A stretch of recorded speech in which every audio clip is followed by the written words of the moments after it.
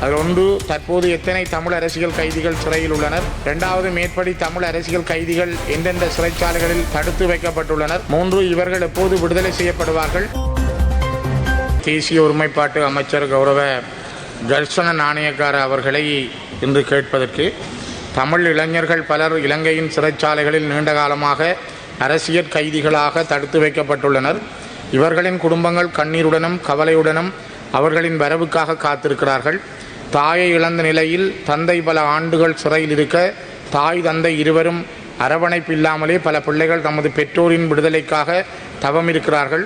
இந்த நாட்டின் இன ஒற்றுமை, மாற்றம் வேண்டிய புதிய சிந்தனை, சுத்தமான இலங்கை உள்ளிட்ட மகுட வாசகங்களுள் சிறை கைதிகளும் மனிதர்களே என்ற மகுட வாசகத்தை மனதில் வைத்தாவது பல ஆண்டுகளாக சிறையில் வாடும் தமிழ் அரசியல் கைதிகளை விடுவிக்குமாறு அவர்தம் உறவுகள் நீண்ட காலமாக நம்மிடம் கோரி வருகின்றனர்.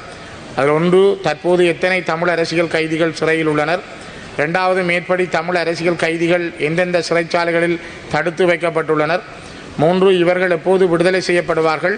4, மனிதாபிமான அடிப்படையிலோ ஜனாதிபதியின் பொது மன்னிப்பின் அடிப்படையிலோ இவர்களை விடுதலை செய்ய முடியுமா? கௌரவ அமைச்சர் அவர்களே, உங்களுடைய கோரிக்கைக்கு நான் தலை சாய்க்கிறேன். ஆனால் இதில் ஒரு மேலதிகமாக ஒரு விடயத்தை நான் சேர்க்க விரும்புகிறேன். மிக முக்கியமாக கதிர்காம தம்பி சிவகுமார்,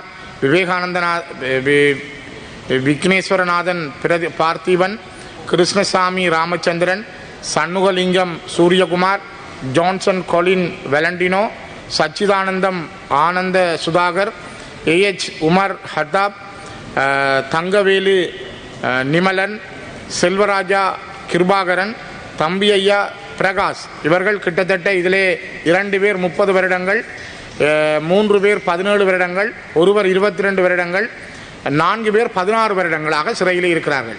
தயவு செய்து மனிதாபிமான அடிப்படையில் நான் உங்களை கேட்டுக்கொள்வது, நீங்கள் விடையளிக்கும் பொழுது இவருடைய விடுதலை தொடர்பாகவும் அதிக கரிசனை செலுத்தி உங்கள் விடையை தருமாறு தயவாக கேட்டுக்கொள்கிறேன்.